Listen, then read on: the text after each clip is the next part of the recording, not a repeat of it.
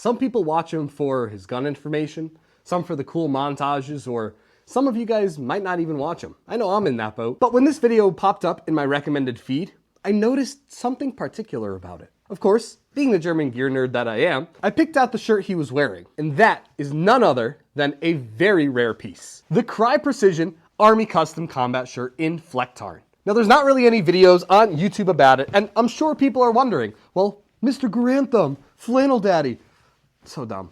What shirt were you wearing? And it's this piece right here. And let me talk to you guys a little bit about the history of a cool thing like this. Crye Precision is known for their multicam pieces, their uniforms to be specific. The AC is kind of the combat uniform that started it all, but the G3 is where they really hit their stride. But in the early 2010s, the AC uniform was infamous for being on all the high-speed Gucci operators out there. German KSK operators wanted something a little bit fancier than standard multicam. Stateside, they were all wearing all of their 5-FARD uniforms. So how do you get this increased performance and function in something that you'd be allowed to wear by command? Well, go through SEAL military contracting. Around the early 2010s, 2012 to be specific, but if you know better, let me know in the comments below, they procured a small number of these tops for the Kommando Spezialkräfte and the pants as well. And the tops sported no additional features or no changed features from the standard Crye AC, but they were made with a twill type fabric that matched all of the IR resistance and chemical properties of the Crye standard ones that the Bundeswehr wanted. Little things changed, such as changing the Velcro to green,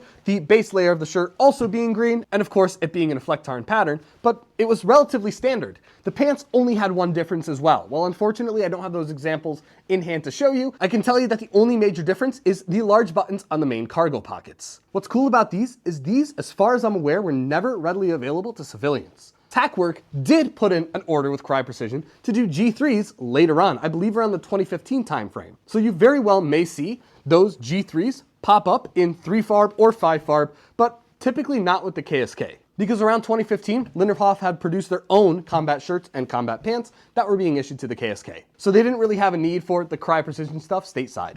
Even though the uniforms from Linderhof weren't well loved at the beginning from the operators I've spoken to, they didn't really use these Crye Precision tops much at all afterwards. And many of them found their ways into collectors' hands. And if you're also curious, you're going to see a lot more of those G3 cut ones, but they're not all made by Crye Precision. In fact, many of them were made by Roman Kermaz or other custom gear makers. The ACs, they were very hard to come by, other than from KSK guys. So if you see one on the market, you probably got a cool piece of history there. Thanks for joining me on this little gear nerd talk. If you have any more information about the history or procurement of this piece, aside from that through SEAL military contracting, let me know in the comments below. This is an open discussion, so here to learn. We'll see you guys in the next one.